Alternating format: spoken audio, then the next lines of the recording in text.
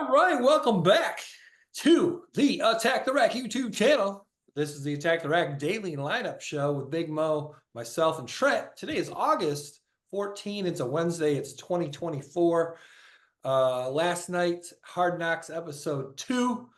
I honestly thought it was a little bit better than the first episode, but still still kind of dry, in my opinion. Not a lot of excitement. Big Mo. Apparently, they did not.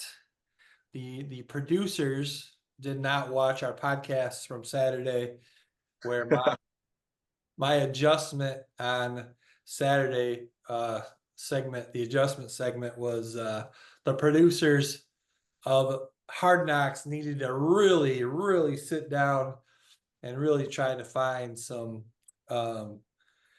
outgoing, funny, polarizing characters out of those players and coaches. And I don't think they really took that to heart. If they did watch the podcast, I don't know. I'll say one other thing and then I'll let you guys talk. I right away they got off to the Olympics. They started talking about the Olympics. I'm like, can we please get past the Olympics now? Olympics are over. It's time for some football. Obviously they have a connection. Simone Biles' husband plays for the Chicago Bears. But then how about that rope climbing? That was unreal. Yeah, that was impressive. She didn't even look like Simone Biles on the rope. Didn't even look like a human being. That was unbelievable. Pure strength. Oh, she is an Olympic athlete, Kurt. Yeah, no kidding. Holy cow. I mean, her body, she put her legs out like in the pike position, body just stands still and just it was cool. Core strength, baby. But anyway, that might have been the most impressive thing during the whole Hard Knocks. Yes. Big Mo, they talked a lot about Caleb, or they showed a lot of Caleb Williams, as they should. They started to talk about the rookie wide receiver Rome Odunze from Washington. Question for you, Big Mo. What do you think? Caleb Williams, Rome Odunze, the next Joe Montana, Jerry Rice?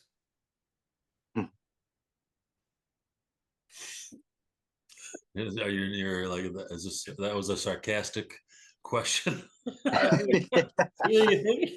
you think they are, or you don't. Well, then I'm on the other side of the fence, and I don't think they are. But maybe they will be. But in my, I don't. Come on, they've got a long ways to go before they should even be compared, or even have a chance to be compared to that duo. I'm not a Caleb Williams fan yet. He's going to really have to go out there and prove it. But CJ Stroud was able to do that last year a little bit. Gained a little respect for him. So if he can have a sophomore season, I don't think those two turn out to be the answer for the Bears. I'll just Trent, I'll let you hop in here. I just want to say, since you brought up, or since you said what you thought about Caleb Williams, I agree. And again, we're getting a 50-minute take on an entire week of practice. Of that 50 minutes, yes, a majority is focused on Caleb Williams, but we're not getting, all day, every day practice here to make these judgments. But to me, he just doesn't seem super focused, I guess I would say. And I think if you look at successful quarterbacks, I mean, they are zoned in 24/7. And he just doesn't, to me, at this juncture, and again, totally basing it. I mean, we have a very small sample size, and 100%. I mean, we have really probably no basis to probably judge them at all. But I will say, in the small, very limited viewing that we have of Hard Knocks and some college stuff, and I'm glad I'm not a Bears fan. Okay, all right. Trent, after 2 episodes now, getting a little bit of an in-depth look at number 1 draft pick Caleb Williams, what are your thoughts? I think he will be average. I don't know. He just doesn't seem like has the same mentality of like a Rodgers or like that superstar type like Mahomes, or I don't know. I think he moves well enough to be effective. I think he can keep plays alive, but I think it just depends on his personality. I think he needs to be able to get along with all of his guys and make sure that they are satisfied at least, because you know how that combination goes when one's unhappy and they just kind of shut down. But I don't know. The episode's boring. I don't know. It's just not. There's not a whole lot going on. They just show some of the scrimmage stuff, and then like I think the most entertaining person's the third string quarterback. I was, He's got the most life out of anybody on the team. Obviously, DJ Moore is probably their stud with Keenan Allen, but Keenan even said himself, he said he hasn't caught a ball yet because he's getting locked up by the one cornerback. So they might want to switch that up so he can at least get some reps. Because if he's just out there running around, he's just getting conditioning. But yeah, I like the third string quarterback. I think he's got the most life and the most energy, and obviously he's playing for a spot, so he's got to kind of bring that all the time. But and from the preseason game, it looked like he played pretty well. So, but I don't know. The episodes are just kind of, it's like they get through it. yeah. There's just not a ton of excitement, and the Bears aren't very exciting to begin with, so it's kind of a hard episode to try to make people excited about the Bears just because they have Caleb Williams, who hasn't won anything, you know. So Yeah. they got some work to do. I tried to watch it this afternoon and I fell asleep during it. Well, at least I didn't even wait. I didn't even wait for it to come out last night. Oh, we should talk about that. Well, yeah, but I watched it this afternoon, turned it on, hoping to just be glued to the television, and 20 minutes in, out. Cool. Yeah. So I had to go back and try to rewatch it. And then I was like, this is like watching mud dry. Yeah. Yeah, no, it was supposed to come out at 9 o'clock on the HBO Max app last night, and you know, I kept waiting. Where is it? Where is it? I get on Twitter, everyone's tweeting, "Where's Hard Knocks? Where's Hard Knocks?" You know, I think it was like the number 4 sports trending topic for a little while. Where's Hard Knocks? You know, went to the HBO Max Twitter page. They're not even saying anything about it. Do you know when it finally got released last night? I think I finally gave up at a little after 10 o'clock. I was like, I'll just watch it tomorrow because yeah, getting past my bedtime. yeah. But you know, apparently, if you have just regular HBO and regular cable, so you pay for HBO as part of your cable, you know, as an add-on to your cable, it actually did air at 9 o'clock. It's just all of us that don't have regular cable anymore, and we have, you know, we utilize the street as like a streaming service.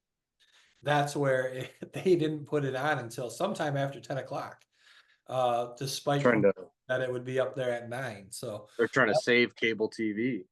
yeah. So, but anyway, you know, you mentioned the third string quarterback. I think, you know, if the production team is watching this, you know, I would encourage them to really focus on that battle between the third stringer that you're mentioning and then the fourth string guy, because obviously I'm assuming they only keep 3 quarterbacks.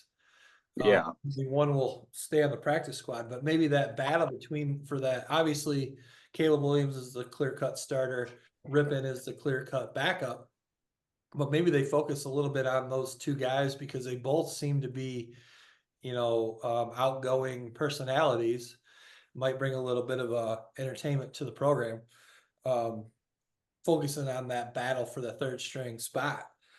Yeah. You know, other thing, speaking of him, what was his last name? Reed, is it? Reed, yeah. Yeah, that was pretty cool too when he was talking to the tight end, Komet, about about the show Love Island. That is something I do like about Hard Knocks when they kind of show, like, it makes you realize like these guys are just regular people. You know, they still watch TV shows and they still, you know, watch trash TV like Love Island. So yeah. The other guy that I thought was pretty interesting was the He's either the backup running back or third string running back. Yeah, He was Howard. going to be a doctor, Yeah, but then he kind of was like, well, I just might as well try to be in the NFL because that's what I want to do. yeah. Why not? Decent little fallback plan though for him. Yeah, It's all must be right. nice. It's okay. It's all right. Yeah, not too bad. But yeah, it seemed like he scored 2 touchdowns, I Yeah, think, in the Bills game. yeah, he did. Yep. But he seems like he's a decent little player. He's quick, he's fast. But I liked him as well. Yeah, and then they had the fifth rounder Booker. Oh yeah, yeah. They're talking about he's fighting for a spot. He had 3 sacks in the Bills game. So Yeah, he looks like a freak athlete. He looks like he's 6'4" and long and strong and looks like he yeah, could be a problem. They're saying he's like 21 years old or something like that. yeah. They said he's only So 21. So he's got some room to grow. So I think he could be a pretty good player. There's just and not a then, ton of excitement. There's not a ton of excitement. The Bears are not very exciting to begin with, and they're trying to make them relevant, but it's going to be a while. Especially if Caleb's good, it'll still be 3-4 years. But if he's not very good, then it's full restart for them. yeah. All right. Well, we're on to episode 3 now. We'll see how that goes. Now speaking of, and we're going to talk a little bit about the NFC North in general, which the Bears are a part of. Switching from quarterback Caleb Williams to quarterback J.J. McCarthy, Minnesota Vikings. Horrible news out of their camp today. The meniscus injury to McCarthy severe enough that it's going to require some major surgery. He's going to be out for the season, guys.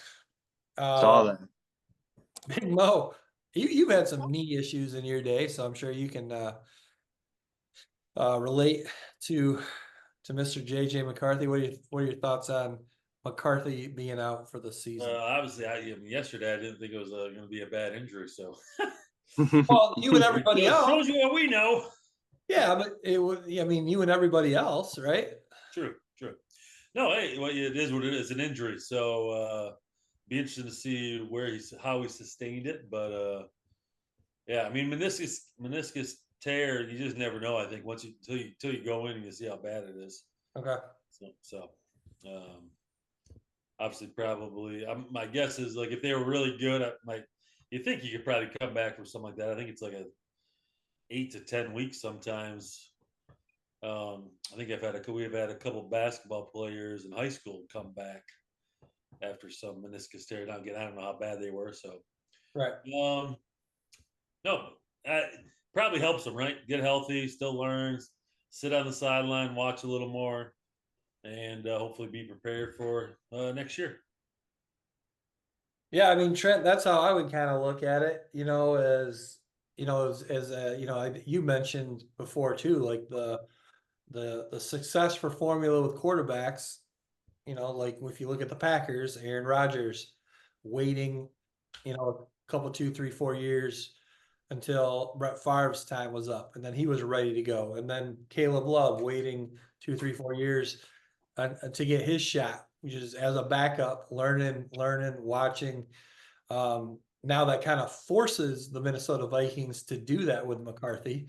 Sounds like he was having a really good camp, and maybe was going to fight for that number one spot, or at least at some point probably become the starter. Maybe it's a blessing in disguise. I hate to say it. Yeah, it's tough though too because I mean Sam Darnold hasn't done jack either to earn that starting spot, and what he did the last few years, is like you might as well give McCarthy a chance. And I believe after he threw a pick on his first drive, I think, but then after that he was like pretty dang good.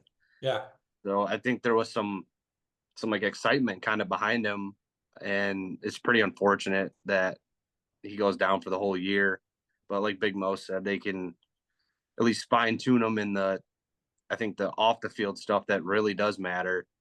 And hopefully Darnold's kind of guiding him in that way and showing him the ropes. Hopefully he's in tune enough to do that. But Yeah. obviously after his hype coming out of college and then into the NFL, he just didn't really find it. But I think it was kind of that. I feel like the job was kind of up for grabs. Yeah, for sure. And now it's Darnold's and who I mean, good for the Lions, I guess, but I don't Uh, know. I feel like it's tough for McCarthy too. I mean, coming off the big year at Michigan, and then there was a lot of momentum for him to go into this rookie year. Now it's just it's going to be a tough for a bounce back. yeah, and that'll kind of lead us into talking about. We're going to talk about the NFC North division today. We'll kind of maybe slide in each of the divisions here or there, as part of the daily lineup show, until the season starts. But we'll start with NFC North today. Obviously, we've already talked a lot about the Bears for the Hard Knocks. Now we talked about JJ McCarthy and the Vikings. With that injury to JJ McCarthy, either way, I think the Vikings were probably, well, I don't know. Well, maybe not necessarily the clear-cut favorite to finish last. I think a lot of people would pick the Bears to finish last. Yeah. But now that you had that glimmer of hope that maybe with JJ McCarthy, you might be able to have a solid season. But now that you know Sam Darnold's going to be your quarterback, unless they try to make a trade for somebody, um, with the offensive weapons that Caleb Williams does have, I wonder now that we know who that quarterback's going to be for the Vikings, I wonder now if they kind of slip down into that fourth spot, and the Bears more of a solid possibility to finish third. Yeah, I think it's a two-team race to win between the Packers and the Lions. I mean, especially with McCarthy. Well, McCarthy, they would be two rookie quarterbacks, Yeah. versus kind of Love, who's been a stud the past couple of years, and then Goff, who's just super consistent. But yeah, I would say that probably drops the Vikings to. I mean, those two teams playing against each other is not going to be a fun one to watch for sure. But yeah, I'm hoping the Lions can keep it together, keep everybody healthy, and make another run for the playoffs. Yeah, Big Mo. Obviously you're picking the Lions. We're all picking the Lions. We're all Lions fans. Homer Lions picking them to finish first. But if you put your realistic cap on, is it a pretty safe bet they're going to finish first, or what do you think? Will the Packers give a significant challenge to them? I don't know. I think it'll be hard for Jordan Love to maybe duplicate last year. So I mean, obviously he's a great talent, had a great year. I think sometimes it's hard to do that consistently. Now I do think they haven't lost. I think they've stayed about the same offensively. Maybe their running back, they brought someone else in, got rid of who was there. I think. Well, Aaron Jones went to Minnesota. Or was that the Yeah, year? yeah. So Aaron Oh, Jones was that's there, right. right? And they brought in like Josh Jacobs, maybe, or something like that. Or Yeah. so I don't know if that's gonna. I mean, I just don't know if he could. I don't know if he can duplicate it. They've got a year of some good tape on him. Do teams attack him a little differently? I think the Lions will be better defensively to be able to maybe hopefully slow him down. So I'm pretty comfortable with the Lions winning the NFC North and the Packers second. And then I think it's a coin flip on, if Caleb Williams is at all any good, that probably gives the edge to the Bears. And Yeah. he's still a rookie quarterback, so I don't know if that's just hard to win with a rookie quarterback if your team's not elite. Right. Yeah, no, I wonder too with Jordan Love. I mean, he definitely finished the season very strong, but I don't think he played that well throughout the whole season. So, did we see the real Jordan Love, earlier on in the season, or did we see the real Jordan Love later on in the season? That'll be interesting to see. But I think even if he does play like he was playing at the end of at the end of last season, I still don't think they got a chance to beat the Lions. Maybe at Lambeau, maybe they'll get the Lions, but overall, yeah, I think the Lions are the clear-cut favorite in the NFC North. So I'm going Lions first, Packers second, Bears third, Vikings fourth. That's what I would do as well. That would be my order. Yep. So When it sounds like Gibbs is going to be good, yeah, I heard that too. Yep. So hamstring according to Dan injury. Campbell. So that's a good sign. Yep. And hopefully it just doesn't linger and kind of last longer than it should. Yeah, that's the thing with those hamstring injuries. You never know; they can kind of linger on. Yeah. But it sounds like everything was pretty positive coming out of Lions camp today, revolving around that injury. I think they open up with the Rams, right? Yeah, they do. That'd be a good game. Yep. So, all right. Did we miss anything? Not a lot going on. Again, one of those days where there's just not a lot going on. But those days are going to be numbered here. We got WNBA action coming back tomorrow night. We got the Lions playing preseason tomorrow night, and obviously WNBA action picking back up, and then college football in a couple weeks, NFL in about 3-4 weeks. So we're gonna be rolling, fellas. I'm excited about it. Yeah, baby. I did see. I checked the how Dave Portnoy, we were talking about in yesterday's episode. Speaking of Caitlin Clark, got the fever at plus 10,000 with the $100,000 bet, paying out 10.1 million. That line, I checked it last night on DraftKings just to see if maybe his bet had any effect on that line, and it was down to plus 4,500 now last night. So I'm sure a lot of people. That probably has a lot to do with just his bet. Probably. Well, it might, because you got to think there's not a lot of money being thrown around. That's what I would probably think. So, but then I could also see a lot of people kind of following along, and yeah, a lot of people not throwing obviously $100,000 on it. No. But you get a bunch of people throwing anywhere from 10 to $100, and it's a lot of people. And Dave Portnoy has a lot of followers. It could definitely. That's probably it's enough money to move that line like 60 points. So that's that's pretty crazy. Yeah. So, anything else, guys? I don't think so.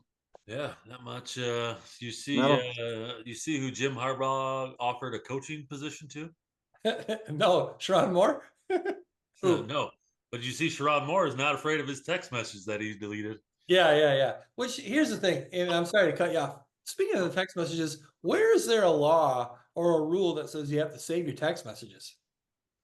I mean, people clear out their text messages all the time. I mean, come on.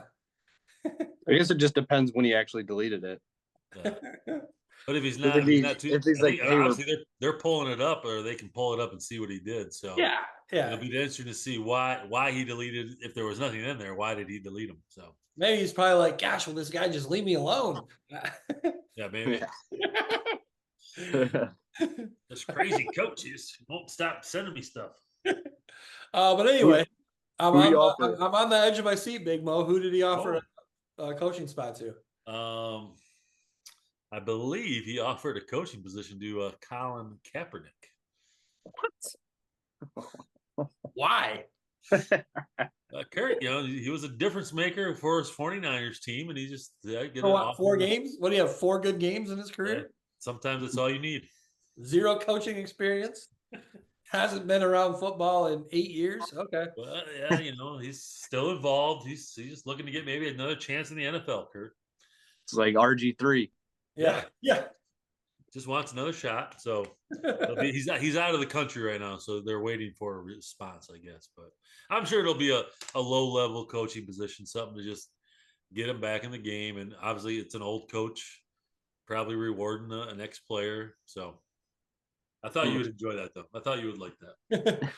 maybe he'll be the Connor Stallions of the Chargers coaching staff. There we go. Get it going again. Fire it back up.